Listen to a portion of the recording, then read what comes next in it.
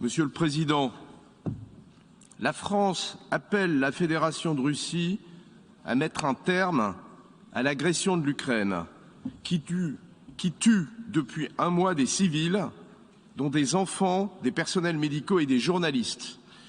Les villes de Kiev, Marioupol et de Mykolaïev, comme tant d'autres, sont assiégées, bombardées sans relâche par l'armée russe.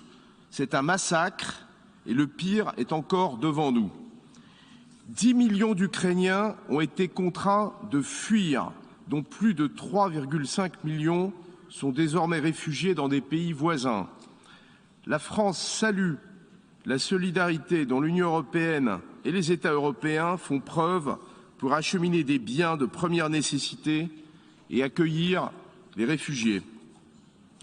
Le monde entier est affecté par cette guerre qui contribue à accroître le risque d'insécurité alimentaire et de famine dans le monde. Les pays en voie de développement seront les premiers touchés. C'est pourquoi la France propose de renforcer la coordination internationale pour assurer les approvisionnements et la résilience.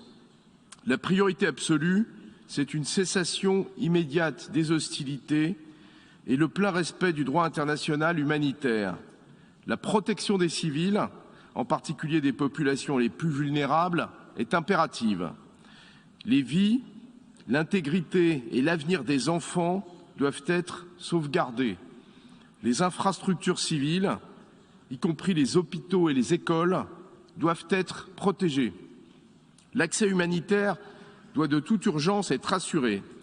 La France salue la mobilisation de la communauté internationale, des Nations unies et des acteurs humanitaires qui doivent répondre aux besoins des populations sur tous les terrains de crise, de l'Afghanistan au Soudan du Sud, du Yémen à Haïti.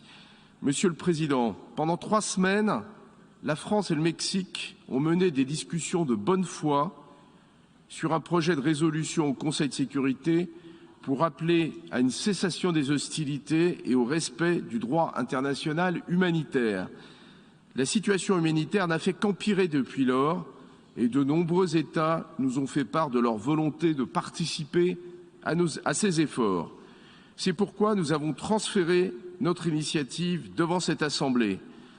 Le projet de résolution introduit ce matin par l'Ukraine est le fruit d'un processus inclusif et il reflète un équilibre tenant compte des propositions de pays de toutes les régions.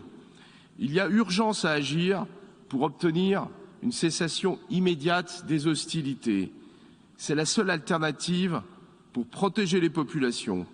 Personne ne sortira vainqueur de cette guerre. Seule la fin de l'offensive russe nous empêcherait de perdre davantage. L'Assemblée générale doit continuer à prendre ses responsabilités, comme elle l'a fait le 2 mars dernier. Elle doit faire entendre raison à la Russie, renoncer à l'usage de la force, respecter la Charte des Nations unies, respecter les conventions de Genève, protéger les civils. Soutenir le projet de la France, du Mexique et de tant d'autres pays, c'est soutenir la protection des plus faibles, la solidarité entre les peuples, la voie de la paix. Je vous remercie.